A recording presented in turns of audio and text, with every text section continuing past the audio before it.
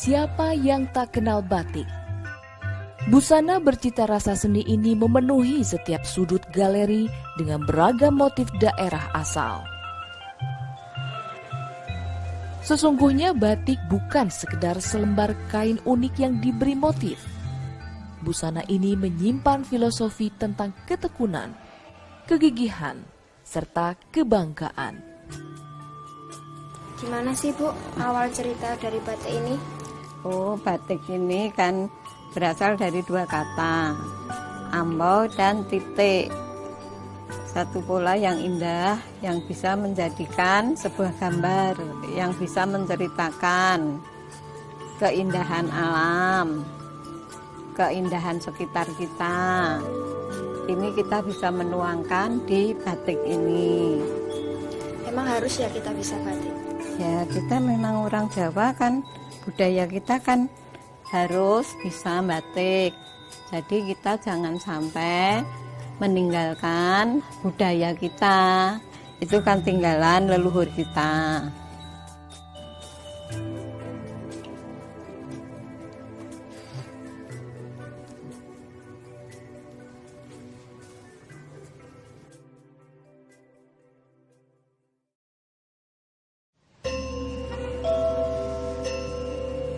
Sejarah batik di Indonesia begitu panjang. Pada awalnya, tradisi membatik merupakan tradisi di keraton. Karena itu, motif batik keraton penuh dengan filosofi kehidupan. Dari keraton, busana adiluhung itu pun melebar ke lingkungan sekitar atau keluarga ningrat.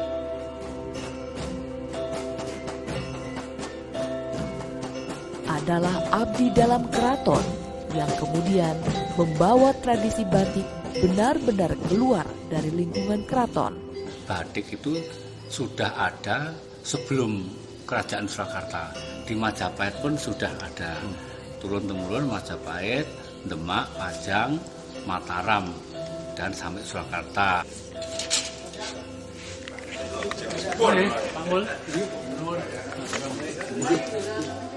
Zaman Panembahan Senopati, Sutowijoyo itu membuat semacam corak batik yang namanya Parangkusumo. Parangkusumo itu coraknya miring gitu. Nah itu juga ada falsafahnya.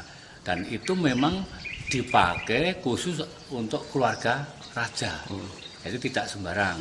Jadi raja, putra putri raja atau bangsawan yang kelas tinggi itu yang corak parang. Nah semuanya itu dasarnya dasar hitam atau coklat dan ada warna putihnya karena semua itu ada falsafahnya bahwa dalam dunia ini memang ada gelap, ada terang, ada susah, ada senang gitu. Nah, kemudian pada masa Pakubuwono ketiga itu istri atau prameswarinya membuat corak yang namanya truntum. Truntum itu seperti gambaran bintang bertaburan di langit.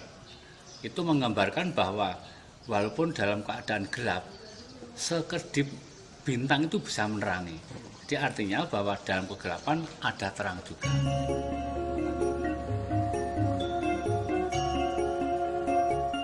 Di Kampung Laweyan Solo, tradisi membatik diajarkan secara turun-temurun. Tidak ada latihan formal agar seseorang bisa membatik. Di kampung inilah muncul motif batik yang sangat berbeda dengan motif batik keraton.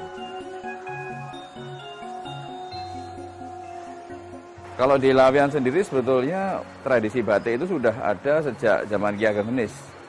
Ki Ageng Henis adalah salah satu keturunan Raja Brawijaya V yang kemudian juga menetap di Laweyan. Itu sekitar tahun 1500-an. Itu tradisi batik memang sudah ada. Meskipun di Laweyan itu sendiri pada waktu itu lebih banyak beraktivitas di bidang industri tenun. Karena pada waktu itu di sekitar Kerajaan Pajang, di Laweyan ini banyak hutan kapas. Setelah itu batik juga berkembang. Tapi akhirnya sesuai dengan perkembangan zaman, motif-motif itu banyak yang keluar dari keraton. Akhirnya banyak berkembang di masyarakat. Khususnya kalau di Laweyan ini muncul motif yang kita namai motif sodagaran. motif saudargaran itu motif yang banyak dimunculkan oleh saudagar batik di Laweyan, yaitu yang berasal dari motif-motif tradisi sebelumnya yang ada di keraton, yang dimodifikasi dalam bentuk yang lebih, tanda petik, lebih modern atau lebih kontemporer lagi. Sehingga muncul motif-motif parang yang dengan kombinasi yang beraneka macam warna, juga beraneka macam ragam hiasannya. Pembuatan batik tulis melalui beberapa tahapan, yaitu pewarnaan, pemberian malam atau lilin pada kain, serta pelepasan lilin dari kain.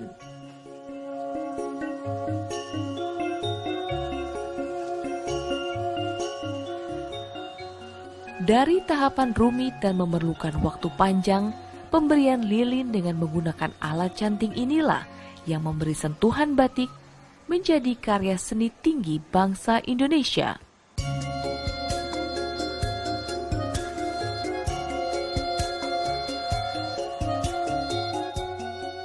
Seiring dengan perkembangan zaman, pembuatan batik tidak terbatas sebagai usaha rumahan, melainkan diproduksi secara massal.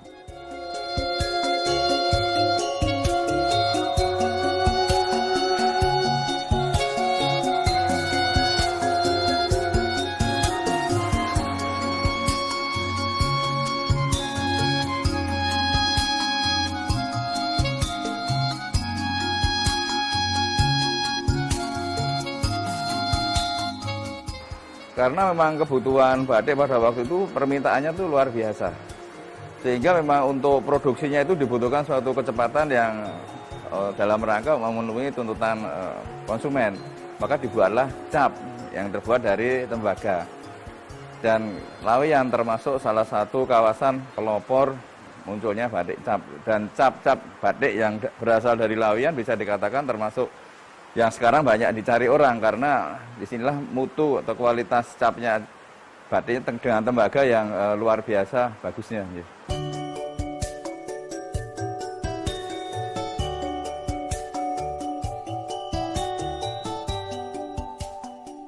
Kini batik bukan lagi hanya milik bangsa Indonesia, melainkan kekayaan dunia. Karena UNESCO sejak 2 Oktober 2009 mengukuhkan batik tulis sebagai warisan dunia.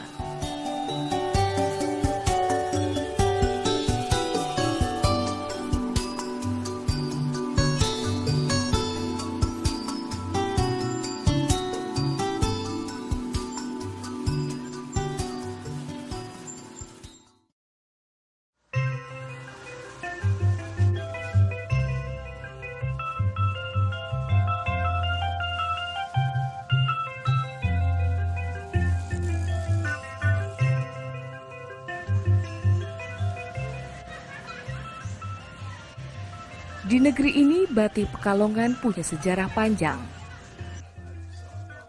Motifnya dianggap lebih garang dibandingkan batik Solo, Yogyakarta, atau batik produksi kota lain. Namun sesungguhnya, motif tidak terkait dengan kualitas seni. Aneka motif batik sesuai asal daerahnya yang terlukis dalam selembar kain cukup untuk menggambarkan potensi kekayaan seni batik Nusantara. Dibandingkan motif batik daerah lain, motif batik Pekalongan lebih banyak diwarnai pengaruh unsur luar. Inilah cara seniman batik Pekalongan berinteraksi dengan kebutuhan pasar. Bentuk aktualisasi daripada proses interaksi masyarakat ekonomi Pekalongan ya, dengan orang-orang Jepang, dengan orang-orang Cina, dengan orang-orang Arab, dengan orang-orang Eropa. Pertemuan itu melahirkan satu aktivitas baru, bentuk baru dalam bisnis. Pekalongan mempunyai satu kreativitas, orang Eropa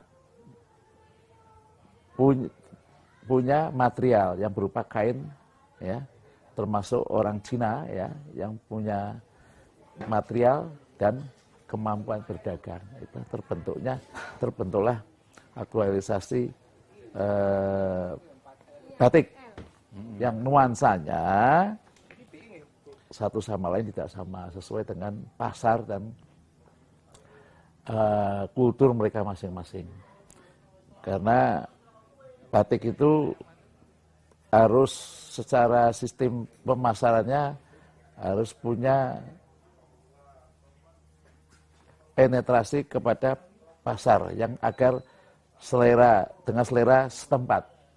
Sasaran pasar itu harus ada. Kalau orang Eropa ya selera Eropa. Orang Cina selera Eropa.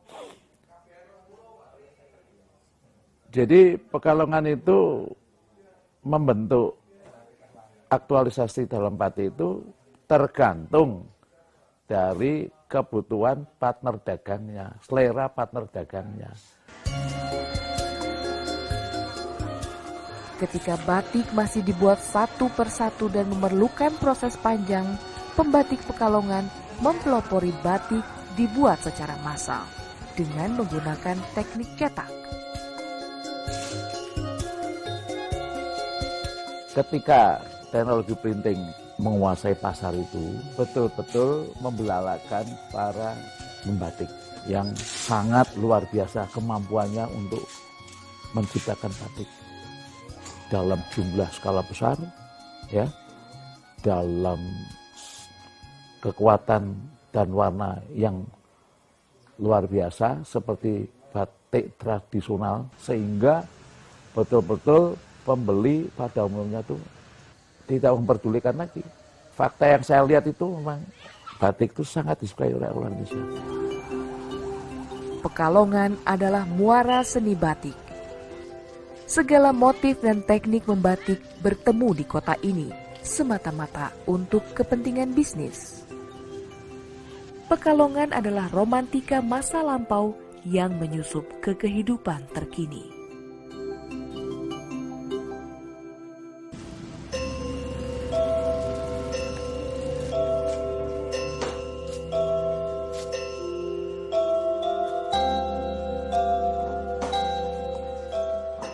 Solo termasuk salah satu kota pelopor tradisi batik di Indonesia. Kota ini menyimpan kekayaan batik dari berbagai zaman. Di Museum Batik yang setiap hari dikunjungi pengunjung, tersimpan 10.000 batik kuno. Museum Batik di Solo ini milik perorangan yang diresmikan Presiden Indonesia pada 20 Oktober 2008. Karena jumlah koleksinya demikian banyak, pemajangan batik hanya berkisar 700 lembar dan akan digilir setahun sekali. Diperlukan waktu belasan tahun untuk bisa menikmati seluruh koleksi batik di museum ini.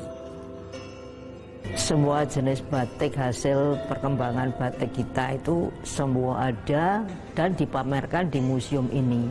Ada batik keraton, ada batik pengaruh Cina, ada batik pengaruh India, ada batik keraton sendiri, ada 4 macam, batik keraton Solo, Mangkunegaran, Yogyakarta, dan Pakualaman.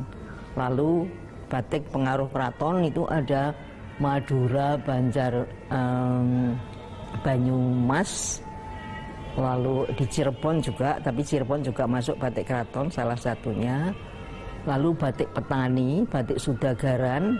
Kristen, bentar lagi, berarti kan ada sesuatu lah, mungkin sesuatunya itu. Lalu saya takut, kenapa saya? Jejak.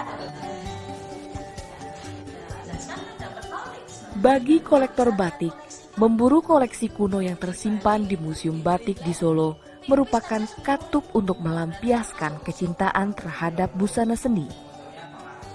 Ada kepuasan jika berhasil memegang, apalagi bisa mengenakan batik kuno. Kalau kolektor itu biasanya ya mencintai dari segala aspek batik, semuanya, ya prosesnya, ya desainnya, ya arti filosofinya, semuanya. Lalu dia mengkoleksi itu, biasanya begitu. Sebagai warisan dunia, batik Indonesia mempunyai sejarah dan budaya. dari kerajinan tradisional yang diturunkan ke generasi berikutnya dengan budaya industri. Kecintaan gadis belia ini terhadap batik semakin menegaskan bahwa batik merupakan simbol kebanggaan masyarakat Indonesia.